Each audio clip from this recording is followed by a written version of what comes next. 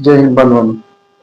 बांधवांनो, खूप लोक असं विचारतात की ITR काढणे कसं राहील सर. ITR काढलं तर आम्हाला काही शासकीय योजना वगैरे मिळणार नाही किंवा ITR काढणे कसं असेल सर, भविष्यात काही अडचणी वगैरे तर येणार नाही. असे प्रश्न मला भरपूर विचारतात आणि काही लोकांना यावरती एक ITR चे फायदे काय आहेत काय नाही यावरती एक व्हिडिओ बनवून तुम्ही अपलोड करा.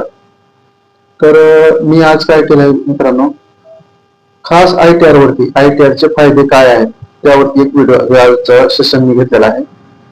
आज मी तुम्हाला सांगणार आहे की ITR काढल्यामुळे काय फायदे आहेत, ITR चे फायदे काय आहेत. सगळ्यात पहिला फायदा बघा बांधवांनो, ह्याच्यामध्ये हे आहे, आजकाल खूप वेगात वाढत चाललेला शेअर बाजार. शेअर बाजार म्हणजे शेअर मार्केटमध्ये जे लोक इन्व्हेस्ट करतात, हा खूप मोठ्या प्रमाणात वाढत चाललेला आजचा विषय आहे. सगळ्यात पहिला फायदा त्या लोकांना होतो ज्यांचं शेअर मार्केटमध्ये लॉस झालेला आहे.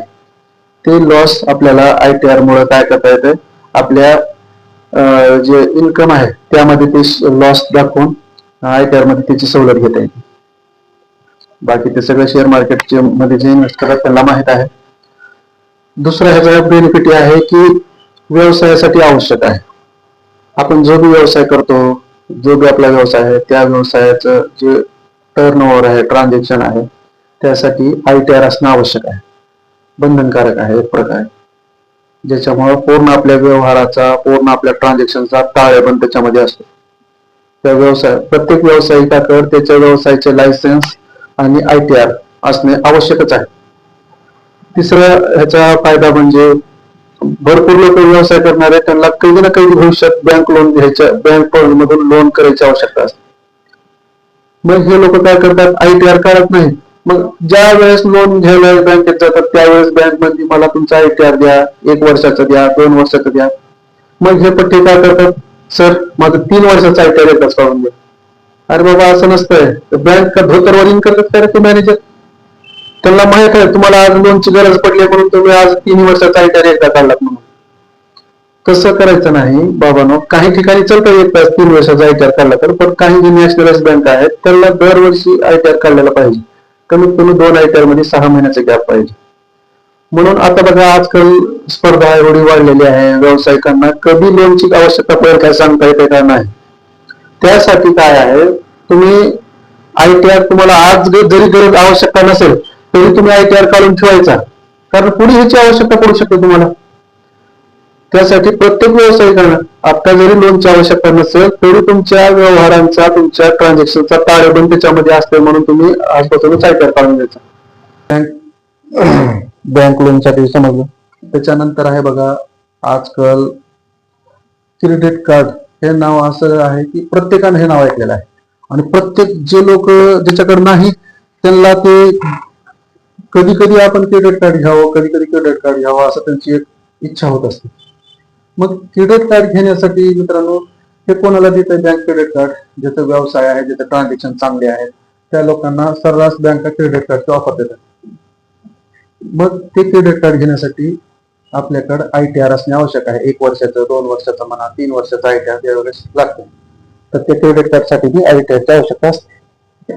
त्याच्यानंतर मोठे जे व्यवहार आपण करतो, मोठे व्यवहार, काहीतरी प्लॉट, घर खरेदी विक्री म्हणा, किंवा काही लोक म्युच्युअल फंड मध्ये इन्व्हेस्टमेंट करतात, त्या मोठ्या व्यवहारांसाठी गव्हर्नमेंटची नोटीस, इन्कम टॅक्सच्या नोटीस पासून वाचण्यासाठी त्यांच्याकडे ITR असणे आवश्यक आहे. मोठे व्यवहार कोणतेही असू द्या, त्या मोठ्या व्यवहारांचं ITR असणे आवश्यक आहे.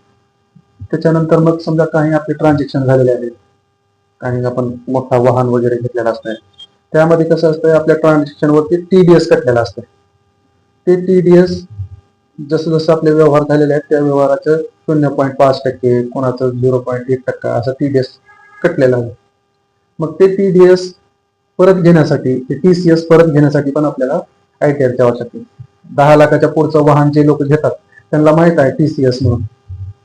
ते TCS जे कट झालेलं आहे त्या वाहनाच्या किमतीच्या 1% ते परत मिळवण्यासाठी ITR ची आवश्यकता असते आपल्याला.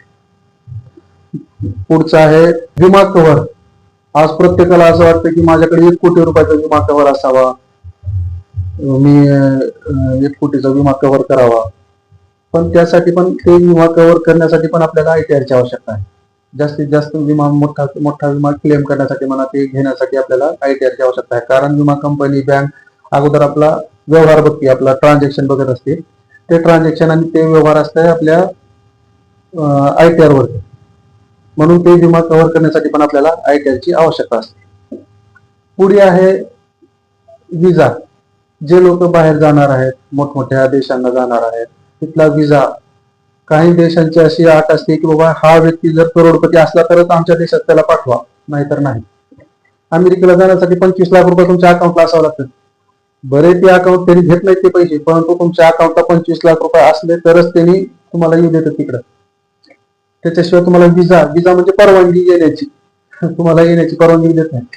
मग ती विजा काढण्यासाठी ITR ची आवश्यकता असते. 1 वर्ष, 2 वर्ष, 3 वर्षाचा ITR, काही ठिकाणी 5-5 वर्षाचा ITR पण लागतो त्या ठिकाणी. ते विजा घेण्यासाठी झालं. अनावश्यक दंड. समजा एखादा व्यवहार आपण केलेला असतो, ITR काढलेला नाही, काय नाही, असं भरपूर केसेस माझ्याकडे येतात. 2020 मध्ये त्यांनी JCB घेतलेला आहे कॅश मध्ये, ते तुम्ही कुठून पैसे जमा केले म्हणून त्याला नोटीस आली. मग ती नोटीस आली 2023 मध्ये. ITR व्यवहार कधी झाला? 2021 ला. मग आता ते त्यांचं पूर्ण ते नोटीसचं उत्तर देण्यासाठी त्यांना 3-4 वर्षाचे ITR काढून त्यांचं पूर्ण बॅलन्स शीट तयार करून त्याचा ड्राफ्ट बनवून ते नोटीसला उत्तर द्यावं लागतं. आणि त्यांना दंड बसलेला आहे, तुम्ही का बरं ते ITR दाखल नाही केला म्हणून. तुम्ही आता मोठा व्यवहार करून तुम्हाला नोटीस नाही आली तर तुम्ही निश्चित राहू नका की बाबा मला कसलीही नोटीस आली नाही, मी तर एवढा मोठा व्यवहार केला असं कसं. मी सांगायला ना 2021 मध्ये झालेल्या व्यवहाराची नोटीस 2024-25 मध्ये आलेली आहे. ते टाळण्यासाठी आपल्याकडे ITR असणं आवश्यक आहे. आणखी म्हणजे बघा, एक ITR हा एक ऍड्रेस प्रूफ आहे. पक्क आपला ऍड्रेस प्रूफ म्हणून आपण ITR ची कॉपी देऊ शकतो पासपोर्टला. मग आणखीन काय फायदे आहेत? आणखीन फायदे म्हणजे व्याज दर. बँक जे आपल्याला आपल्या लोनवरती, आपल्या कर्जावरती व्याज लावत असते, त्या व्याजाचा दर ITR मुळे कमी होतो. 3 ते 4% पर्यंत व्याज दर बँक तुमचा ITR असल्यानंतर व्याजामध्ये कमी करते. हे एक ITR चा सर्वात मोठा फायदा आहे. बाकी आता आजकाल बघा आपण फोन पे, गुगल पे ह्यावरती UPI ट्रान्झॅक्शन म्हणतात त्याला, हे ट्रान्झॅक्शन भरपूर होत आहे. त्या ट्रान्झॅक्शन मुळे लोकांना नोटीस येऊ लागले. त्यांना काय वाटतं, मी 1,50,000 ट्रान्झॅक्शन केलं तर चांगलं राहील, माझं बँक मला लोन वगैरे दिला. हो देईल, अरे बाबांनो, पण ते ट्रान्झॅक्शनची एंट्री व्हायला ना कुठं ना कुठं. बघा, ते कर्नाटकमध्ये एकाला 29 लाख रुपयाचा टॅक्स भरा म्हणून नोटीस आलेली आहे. फळ विकतोय, साधं फळभाजी विकणारा माणूस आहे, त्याचं ट्रान्झॅक्शन UPI ट्रान्झॅक्शन एवढं झालंय की 29 लाख रुपये त्याला टॅक्स भरा म्हणून नोटीस आलेली आहे. हे नोटीस पासून वाचण्यासाठी UPI ट्रान्झॅक्शन वर त्याचा हिशोब आपण जर ITR मध्ये दिला तर आपल्याला पुढे काहीच अडचण येणार नाही. आणि इन्कम टॅक्स फाईल करणे म्हणजे तुम्हाला टॅक्स भरणे असं नाही. टॅक्स केव्हा लागतंय बघा, 2023, 25, 26 मध्ये शासनानं 7 लाख रुपयापर्यंतच्या उत्पन्नाला, नेट प्रॉफिटला टॅक्स फ्री केलेला होता. आणि आता 25-26 ला तर 12 लाख रुपयापर्यंतच्या उत्पन्नाला टॅक्स नाही. त्यामुळं आपण ITR फाईल केला म्हणजे शासनाला टॅक्स भरायला होतं काय असं अर्थ होत नाही. हे तर आपल्या व्यवहाराचा, आपल्या ट्रान्झॅक्शनचा हिशेब आपण शासनाकडे द्यायला, आपल्या माहितीसाठी, बँकेच्या माहितीसाठी ते आपण ठेवायला आपल्यापाशी. त्यामुळं ITR इन्कम टॅक्स रिटर्न भरणं म्हणजे टॅक्स भरणं असा अर्थ होत नाही. आणि शासकीय योजना बंद होतात, शासकीय योजना बंद होतात असंही काही लोकांचं मत आहे. आता बघा, ह्यामध्ये मी फारसं काय सांगणार नाही. शासकीय योजना बंद होतात, कोणत्या शासकीय योजना बंद होतात नेमकं मला हे समजत नाही.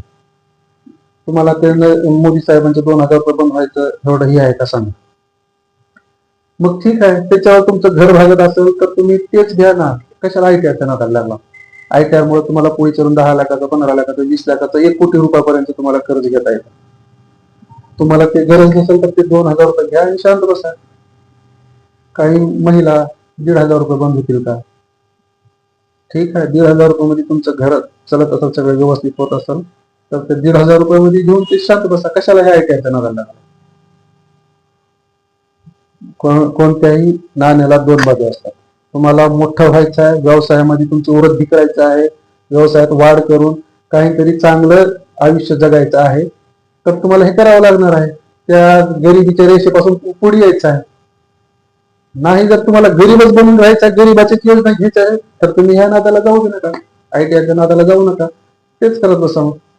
मला सांगा, आज तुम्ही शासनाने एवढे मोठे यादी डिक्लेअर केलेली आहे व्यवसायांची. 250 व्यवसाय असे आहेत ज्याच्यावरती 35% पर्यंत सबसिडी आहे. अण्णासाहेब पाटीलची योजना आहे, 15 लाख रुपयापर्यंत बिनव्याजी आहे. 15 लाख रुपयाचं व्याज किती होतं माहिती आहे का तुम्हाला? जवळपास त्याचं व्याज होतं 7 ते 7.5 लाख रुपये होतं व्याज. आता ते अण्णासाहेब पाटीलची योजना घेण्यासाठी तुम्हाला ITR काढावं लागतं. मला सांगा, तुम्ही 1,500 रुपये बंद होतील म्हणून ते ITR जर काढणार नसताल तर तुमचा लॉस किती आहे? 7.5 लाख रुपयाचा लॉस आहे. मग तुम्ही त्या अण्णासाहेब पाटीलची योजना घेणार नाही का?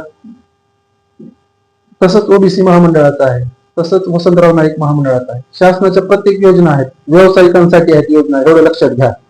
योजना व्यावसायिकांसाठी आहेत. आणि जे काय म्हणते, शासनाचे जे 2,000 रुपये आहेत मोदी साहेबांचे, लाडकी बहिणीचे आहेत, ते गरिबांसाठी आहेत. आणि वैयक्तिक जे दारिद्र्य रेषेच्या खाली आहेत, जे गरीब कुटुंब आहेत, ज्याला काहीच हे नाही, समजा सोर्स नाही, त्यांच्यासाठी आहे. मग तुम्ही ते बनून राहणार का व्यावसायिक होणार, व्यवसाय मोठा करणार, हे तुम्ही ठरवायचं. आणि या चॅनलला सबस्क्राईब करायचं आणि लाईक करायचं. आणि ITR काढण्यासाठी आपलं HD इंटरनॅशनल सर्व्हिसेस एकदम बेस्ट ऑप्शन आहे तुमच्यापाशी. कोणत्याही ब्रँचला संपर्क करा, स्क्रीनवर जे नंबर दिसत आहेत तिथं कॉन्टॅक्ट करा आणि आपले ITR काढून घ्या. ठीक आहे, धन्यवाद.